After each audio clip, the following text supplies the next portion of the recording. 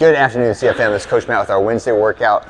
Volume squats and a little conditioning finisher that should leave your legs shaky when we finish. So let's begin with 3 minutes of your choice warm-up pace cardio, and then everybody grab a band, mini band. We're gonna do some monster walks, and anytime we do monster walks, the concept here is using the tension of the band to help engage and wake up the muscles in the hips.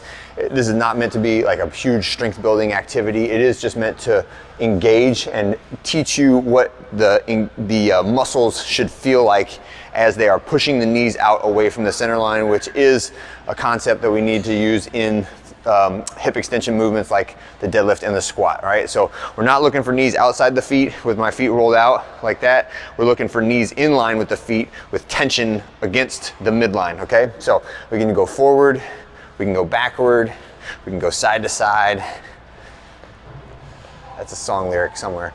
All right, okay, and then we're gonna do broad jumps. If you wanna do broad jumps, you can do all these with your band on. So 40 foot of broad jumps, or no more than about 10 or 12 reps of that. Then bear crawl on the way back. Then we're gonna do a low backwards walk, right? So low meaning I want your knees bent, I want your hips set back, shoulders in front of your hips, and we're just gonna creep slowly backwards, kind of like the position we use when we're doing our reverse sled drag, where I want you to go toe heel, I want you reaching out behind you, reaching out behind you, reaching out behind you. Then the last thing we're gonna do with the band, we're gonna slide it down and put it around the middle of my foot, right? So it is locked securely on my feet. It's not gonna slide down or up. And we're just gonna do opposite, or basically a high knee march, but do all 8 in a row on one side. So left leg, left leg, left leg up to 8, right leg, right leg, right leg. Okay, so drive opposite hand and knee, right? I'm trying to get that knee up as high as I possibly can. I wouldn't use the heaviest band from this. If you can't get your knee above parallel, then we're not hitting that full range of motion of the hip flexor that I wanna hit. All right, so try to use a band that allows you a good amount of tension, but that you can get your knee up above your hip when you do that, okay? And that is our warm-up sequence.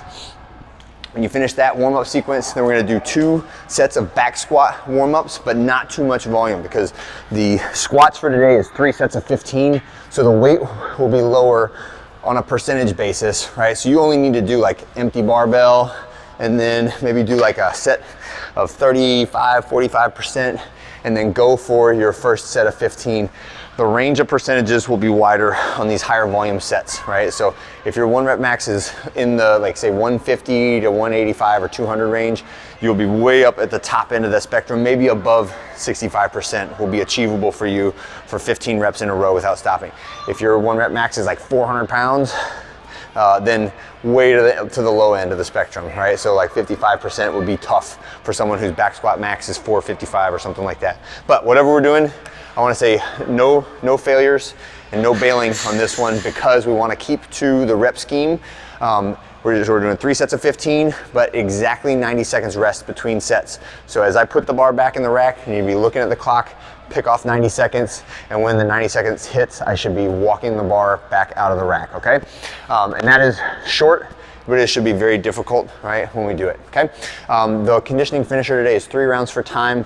It is a lot more jumping, so we're gonna do some shuttle runs and some lateral shuttles and a couple different types of jumps, right? So it'll start with 15 reps of jumping air squats, and the way this will work the best is if you start on one end of the room or the other, because we will be doing shuttle runs. So jumping air squats, make sure that you're getting the full range of motion in the squat. So my hips are below parallel, I'm getting the stretch reflex out of the bottom, jump and land, jump and land, jump and land for 15 reps, and then we're gonna run, right? 10 40-foot shuttle runs. So that means one length of the room is 40 feet.